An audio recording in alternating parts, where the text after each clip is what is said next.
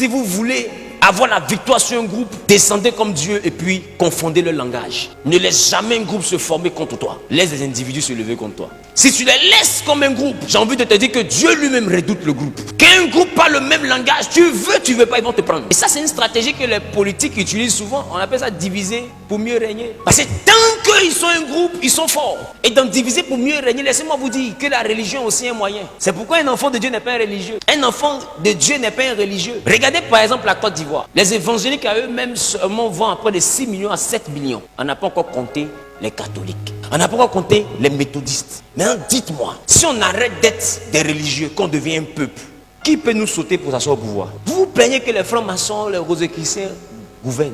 Mais si les catholiques commencent à voir les évangéliques comme leurs frères et que les évangéliques arrêtent de dire que les catholiques sont en salle d'attente de l'enfer et que nos frères font du christianisme qui est céleste, on arrête de penser que c'est des christianistes terrestres et qu'on arrête de se battre dans des doctrines et qu'on devient un peuple.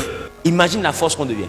On devient peut-être un peuple de 20 millions de personnes. Et l'exemple président, c'est qui nous bat? On se met ensemble et dit voici notre candidat. Nous tous ensemble le voter. Le vote commence à 8h. Il est président à 9h. Tu n'as pas besoin de faire délibération. Ça chauffe même pas même. Et puis tu ne peux pas tricher dans ça. C'est 20 millions de personnes dans les rues. Tu seras débordé. Alors la seule manière de nous contenir, c'est de nous diviser. Qu'est-ce que vous ne comprenez pas? L'art de gouverner, les gens appliquent devant vous, vous ne voyez pas. C'est la raison pour laquelle mon combat aujourd'hui, c'est que les murs entre les communautés soient brisés. D'autres se disent que c'est parce que je veux flatter des personnes. J'ai une vision. Ma vision, c'est que les chrétiens deviennent des députés. Tant qu'on n'est pas à l'Assemblée nationale, laissez-moi vous dire, c'est des PD qui vont se marier prochainement. Si on veut que ces choses n'arrivent pas, on doit rentrer dans ces domaines-là.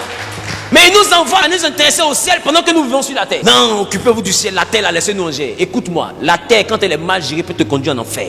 Parce que laisse-moi te dire, si bientôt ces genres de choses deviennent une loi, toi qui prêches contre ça, parce que la Bible même t'enseigne même que tu dois prêcher contre ça. Est-ce que tu sais que quand ça devient une loi, toute prédication contre ça est pénale? Ça veut dire que très bientôt, ça ne sera pas seulement qu'une loi dans la rue, mais ça va venir jusqu'à museler la parole de Dieu. Un prédicateur qui prend la parole de Dieu et qui dit, la Bible dit un homme ne couche pas avec un homme comme on couche avec une femme. C'est une malédiction automatiquement. Un homme qui couche avec un homme peut se sentir insulté et porter plainte. Parce que la loi dit, c'est normal. Et lui, il entend d'attaquer notre confession, notre congrégation, notre groupe. Ils peuvent porter plainte contre un prédicateur, le prendre, le jeter en prison. Et pendant ce temps, qu'est-ce que nous on fait? On parle en langue. On va aller au ciel. Quel ciel aura lieu si les lois de la terre sont modifiées? Diviser pour mieux régner. Il faudrait qu'on casse le groupe pour les rendre des individus. Quand on devient un groupe, même Dieu a peur. Si Dieu a peur, c'est quel parti politique qui va pas trembler? Et chacun essaie de mener un combat dans sa petite case. Écoute, on ne peut pas réussir comme ça. Si on veut triompher, les gens disent non, être président, c'est pas les choses pour les enfants de Dieu. Mais entre être président et être roi, c'est quoi qui est grave comme pouvoir? Être président, tu as besoin de l'Assemblée nationale pour voter la loi. Être roi, là, tu es la loi. Or, la Bible n'a jamais parlé de la démocratie. La démocratie n'est pas biblique. Il y a deux régimes que la Bible a présentés. Il y a la monarchie et la théocratie. La monarchie, c'est la dimension où il y a un roi qui est établi. La théocratie, c'est la dimension où c'est Dieu lui-même qui est établi. La Bible ne connaît pas la démocratie. Chrétiens, nous aussi, on peut être président de la République. Arrêtons de penser au ciel et aux anges. Sur terre, on peut être président de la République. Et si nous sommes présidents de la République, laissez-moi vous dire, il y a des choses que nous aussi on peut voter pour interdire ça dans le pays. Pour dire à partir d'aujourd'hui, plus aucune prostituée dans la rue. Tu es tendu, tu te mets dans la rue, tu as 6 mois de prison et puis amende de 20 millions. Si tu penses que tu es vraiment prostituée, sors. Ce n'est plus un débat, c'est devenu une loi. On peut changer les choses si on est là où on change. Mais on est calé dans les églises et puis on est dans les débats philosophiques. Non, est-ce que tu sais que ça, ce n'est pas biblique? Ce n'est pas biblique. Qu'est-ce que tu fais pour que ça change? Nous tous on sait que ce n'est pas biblique, mais le monde va vers sa perte. Là de gouverner, on doit reprendre le pouvoir. C'est à nous que le pouvoir a été donné. C'est pour nous que la terre a été créée. Elle n'a pas été créée pour le monde. Mais aujourd'hui, le monde est devenu propriétaire de la terre. Parce que le monde est un système dirigé par Satan. Le monde n'est pas la terre.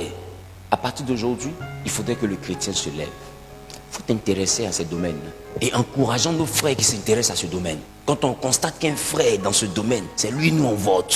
Parce que c'est lui qui peut travailler pour le royaume. Si nous sommes là-bas, on peut résister à leur satanisme. Mais si on n'est pas là-bas, ils vont voter. Ça va nous trouver dans la rue. Si tu veux, dis que c'est pas mon président. Ça, c'est ton problème. Le corps habillé, quand ça devient la loi, te met une menotte, il te jette en prison. Qui est ton président, qui n'est pas ton président? Tu vas l'expliquer ça à la Maca. Chrétiens, réveillons-nous. On doit régner. Il y a trop de cerveaux dans l'église.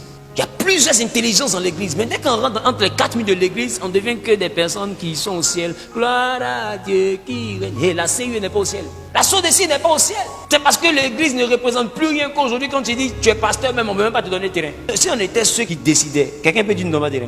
C'est nous, on fait lotissement. On prend pour nous d'abord de vous donner pour vous. C'est pour dire qu'à un moment donné, il faut que l'église de Jésus-Christ se réveille.